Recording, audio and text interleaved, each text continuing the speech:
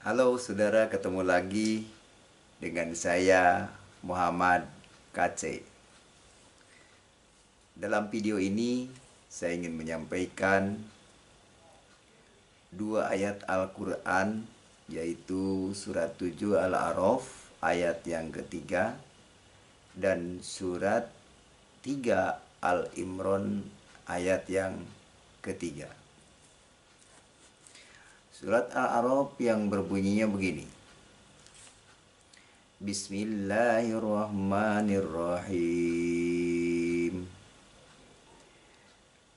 Attabi'u ma unzila ilaikum min rabbikum wa la tattabi'u min dunihi awliya qalilan ma tadhakkarun.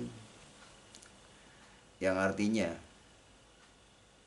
ikutilah apa yang diturunkan kepadamu dari Tuhanmu, dan janganlah kamu mengikuti selain daripadanya. Ayat ini memerintahkan agar manusia mengikuti apa yang diturunkan oleh Tuhan. Lalu apa yang diturunkan oleh Tuhan? Mari kita buka surat Al-Imran ayat yang ketiga. Nazzala 'alaikal kitaba bil haqqi musaddiqan lima baina yadayhi wa anzala taurata wal injil. Dan dia menurunkan Alkitab kepadamu dengan sebenarnya, membenarkan kitab yang diturunkan sebelumnya, dan menurunkan Taurat dan Injil. Surat Al-Imran ayat 3 ini menjelaskan mengenai kitab yang diturunkan oleh Allah, yaitu Taurat dan Injil. Sekali lagi, kitab yang diturunkan oleh Allah adalah Taurat dan Injil, saudara. Bukan menurunkan hadis dan fikih.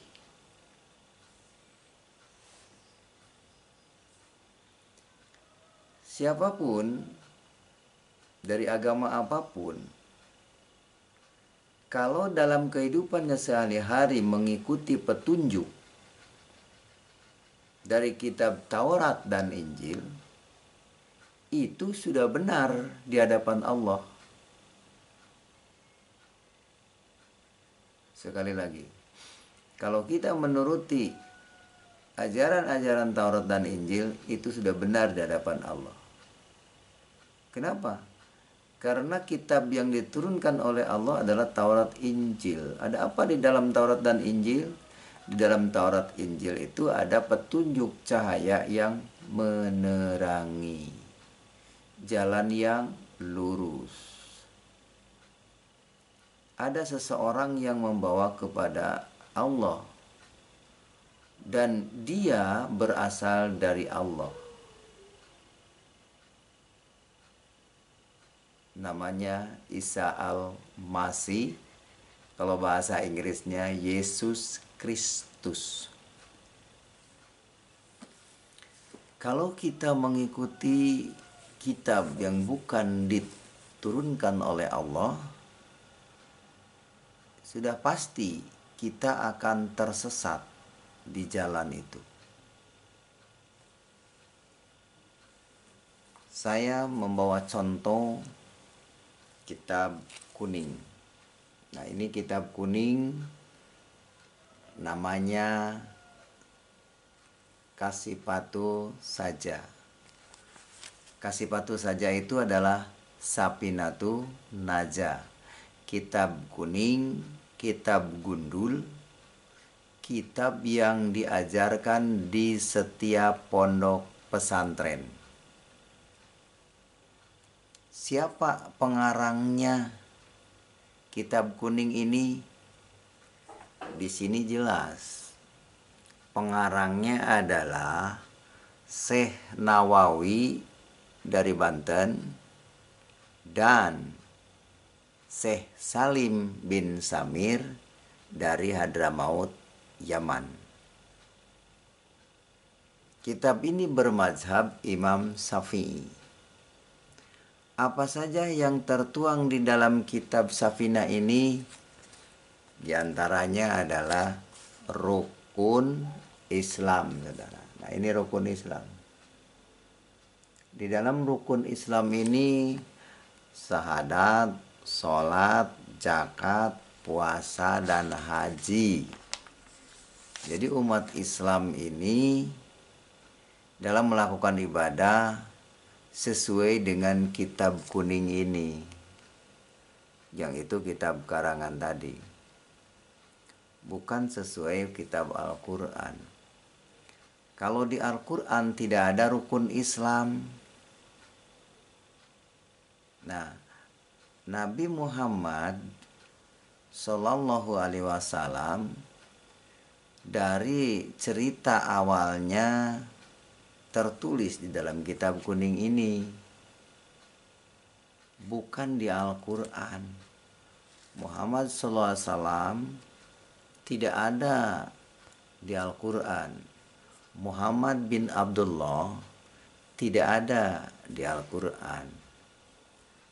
Tapi adanya di kitab kuning ini, hasil karya tulisnya Syekh Nawawi, artinya karangan.